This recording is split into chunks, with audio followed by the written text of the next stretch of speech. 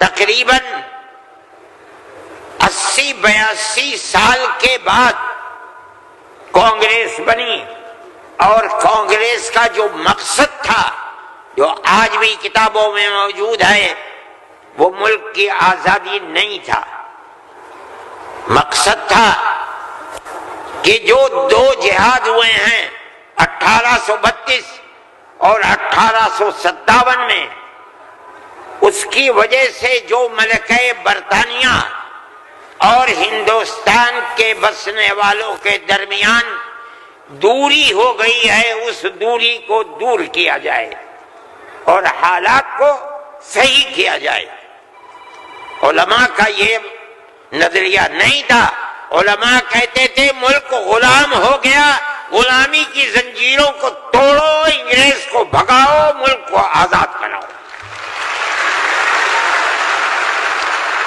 یہ تو حالات تھے جس کے اندر مسلمان داخل ہوئے کانگریس میں، موجود ہیں۔ ایک شخص نے، حضرت گنگوئی رحمت اللہ علیہ، جو ہمارے بزرگ ہیں، دارالعلوم کو کی بنیاد رکھنے والے ہیں، سن 1857 کے اندر جیل میں بند ہو گئے تھے۔ یہ سمجھتے تھے کہ قتل کر دیا جائے گا بغاوت کے الزام میں، لیکن چھوٹ گئے۔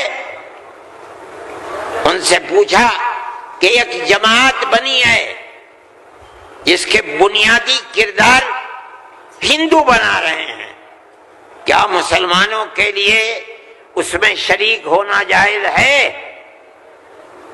حضرت نے فتویٰ دیا، جس طرح ایک ہندو اور ایک مسلمان کاروبار اور بزنس میں شریک ہو سکتا ہے، تو اسی طرح کانگریس کے ساتھ مسلمان شریک ہو سکتا ہے، بشرطے کہ اپنے دین کا نقصان نہ ہو۔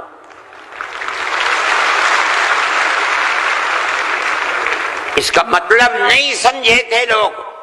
مطلب یہ ہے کہ ہماری تحریک ہے کہ مسلمان اور ہندو جب تک ساتھ نہیں ہوگا، ملک آزاد نہیں ہوگا۔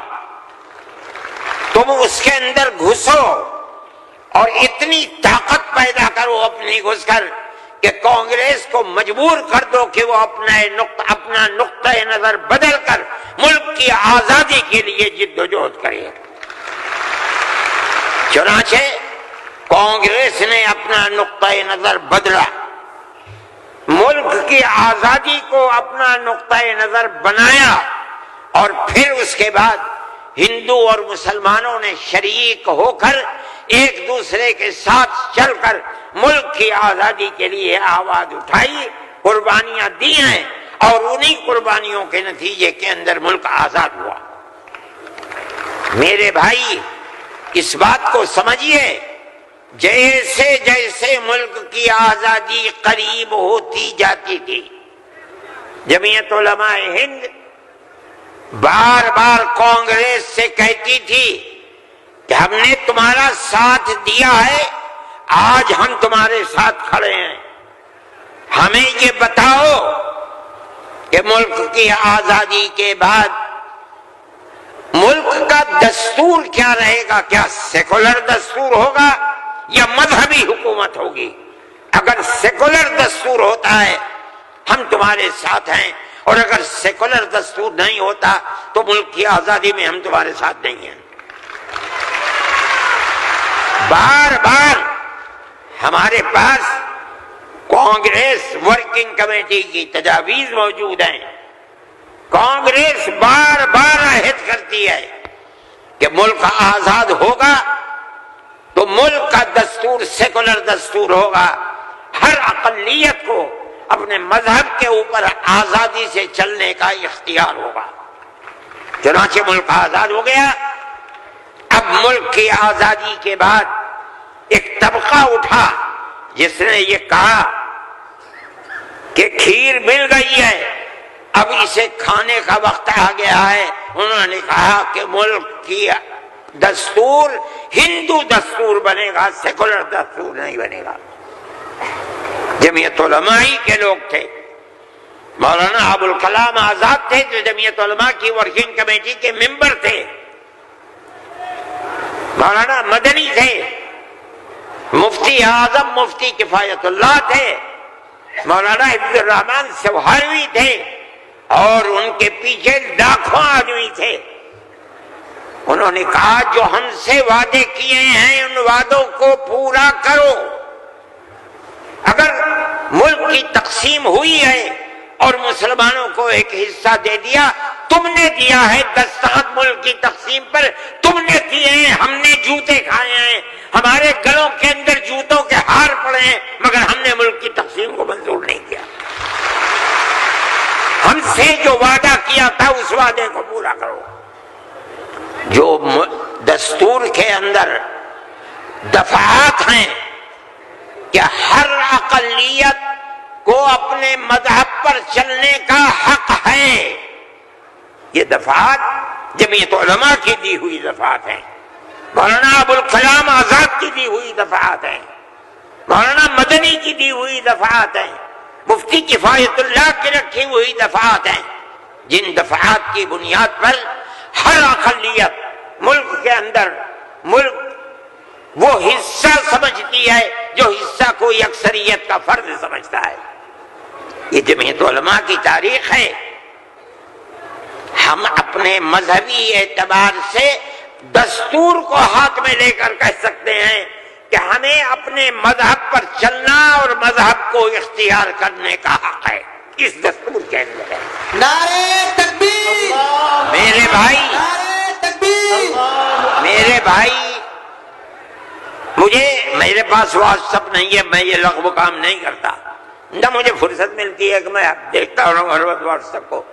مجھے آج صبح ایک صاحب نے دکھلایا کہ کل مودی جی نے، وہ بڑے آدمی ہیں، میرے ملک کے وزیر اعظم ہیں، انہوں نے تقریر کی ہے اور اس کے اندر یہ فرمایا ہے کہ وقف ہندوستان کے دستور کے اندر وقف کوئی چیز نہیں ہے۔ مجھے حیرت ہوئی کہ ایک ملک کا وزیر اعظم اور ہندوستان جیسا وزیر اعظم یہ بات کہہ رہا ہے۔ میں کہتا ہوں کہ وقف قرآن کا فیصلہ ہے، اللہ کے نبی حضرت محمد کا فیصلہ ہے، ہمارے دین کا دل ہے۔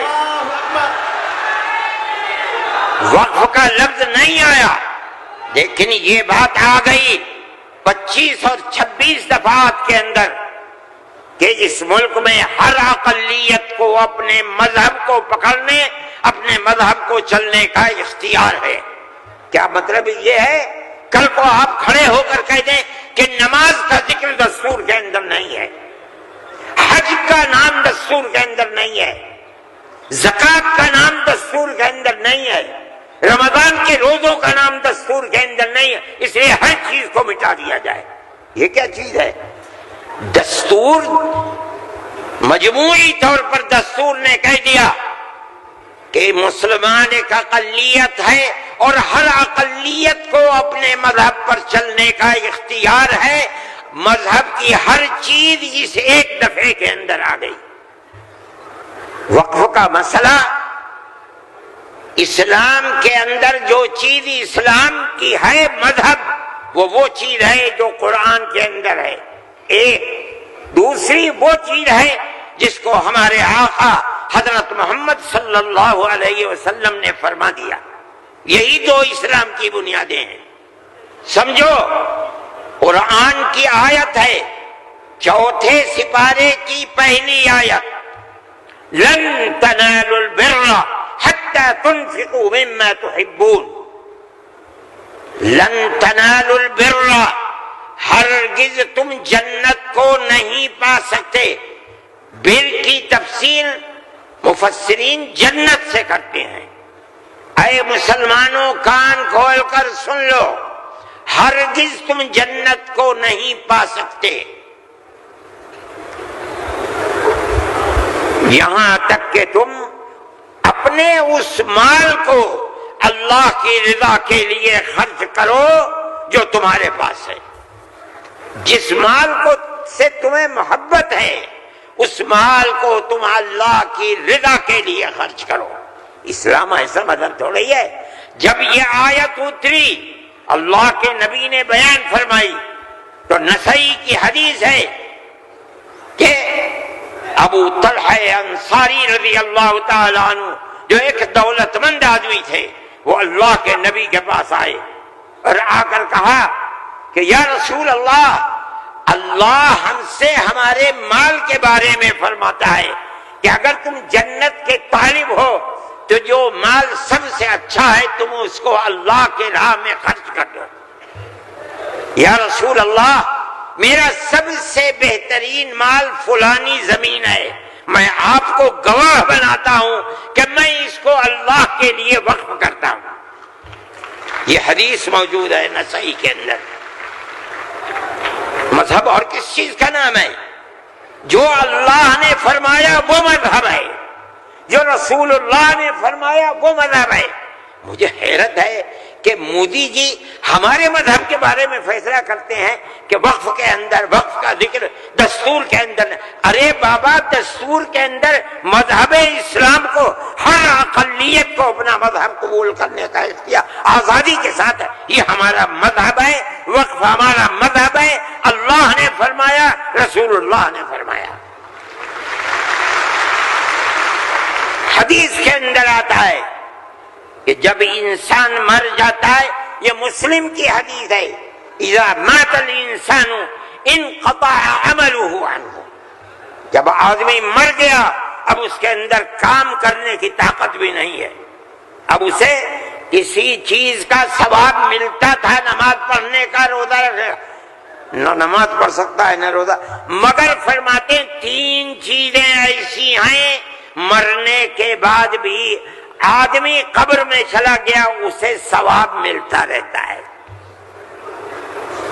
کیا ہے؟ اس کے اندر پہلی چیز ہے صدقۃ جاریۃ، ایسا صدقہ کر کے جانا کہ جو اس کا ثواب برابر جاری رہے۔ مثال کے طریقے پر کوئی کنواں کھدوا دیا، یہ اللہ کے لیے وقف ہے، 100 سال 200 سال 1000 سال اگر اس کنویں سے پیاسا پانی پیے گا اس آدمی کو پہنچے گا جو مر گیا 100 سال پہلے، اس نے بنوایا تھا کنواں۔ اسی لیے مسلم کی روایت ہے اور وہ اس کے شارح امام نووی فرماتے ہیں کہ مراد اس سے وقف ہے۔ یہ قرآن و حدیث میں آپ کو سنا رہا ہوں۔ مجھے حیرت ہے کہ ہندوستان جیسے ملک کا وزیر اعظم ایسی بات کہہ رہا ہے، ارے بابا کیا زکوٰۃ کا ذکر آئے گا دستور کے اندر؟ کیا نماز کا ذکر آئے گا دستور کے اندر؟ کل کو کھڑے ہو کے یہ کہہ دو کہ نماز کا ذکر دستور میں نہیں ہے اس لیے نماز نہیں پڑھنے دی جائے گی، زکوٰۃ دستور میں نہیں ہے زکوٰۃ نہیں کرنی۔ میں سوچتا ہوں کہ اللہ، ملک کا کون بول رہا ہے؟ وزیر اعظم، اور ایسی چیز بول رہا ہے جس کے نہ سر ہے نہ پر ہے۔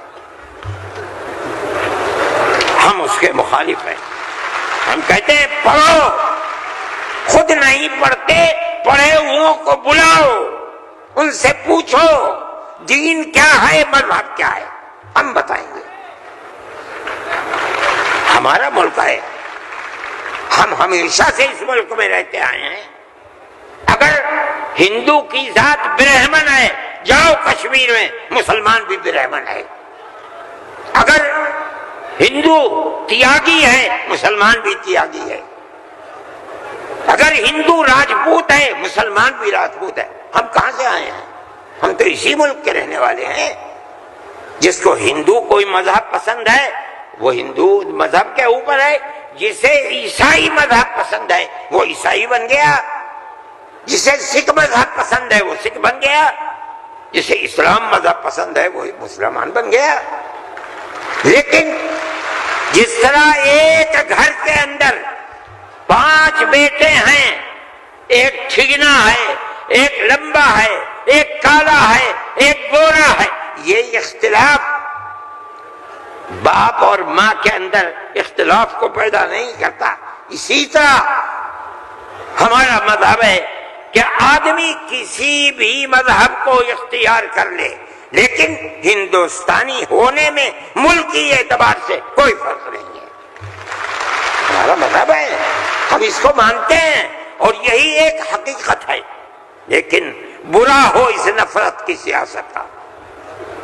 ایک ایسی بات کہہ رہے ہیں جس کے نہ سر ہے نہ پیر ہے، ایسا معلوم ہوتا ہے جیسے ہر مذہب کی ایک ایک جزئی چیز کو دستور میں ہندوستان کے اگر لایا جائے گا تو وہ دستور ہوگا، نہیں لایا جائے گا دستور نہیں ہوگا۔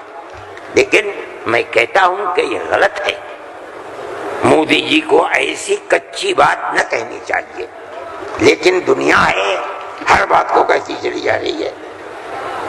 آپ کے برابر میں جب ملک کا پرائم منسٹر یہ باتیں کرتا ہے جس سے مسلمانوں کے خلاف نفرت ظاہر ہوتی ہے، ملک کا ہوم منسٹر ایسی باتیں کرتا ہے تو دوسرے کیوں نہ کریں گے؟ آپ نے دیکھا جھارکھنڈ کے اندر اس کے ذمہ دار بنایا گیا آسام کے چیف منسٹر کو۔ آسام کے چیف منسٹر کی روز کی تقریریں آپ سنیے، مسلمان کو مسلمان نہیں کہتا، اس کی زبان سے مسلمان کا نام نہیں نکلتا، ہمیشہ گھس بیٹھیا کہتا ہے۔ میں کہتا ہوں یہ کتنی بڑی جہالت ہے، جس برادری کا وہ آدمی ہوگا اس برادری کے مسلمان بھی آسام میں ہوں گے۔ ہندوستان کی کوئی برادری ایسی نہیں ہے جس کے اندر مسلمان نہ ہو، وہ مسلمان کا نام لیتے ہوئے گھبراتا ہے، مگر خدا کی قدرت ہے جو ایک مہینہ جھارکھنڈ کے اندر رات اور دن تقریریں مسلمان کے خلاف کرتا رہا، وہاں مسلمانوں کا نام لے کر ان کے خلاف بولنے والوں کا منہ کالا ہو گیا۔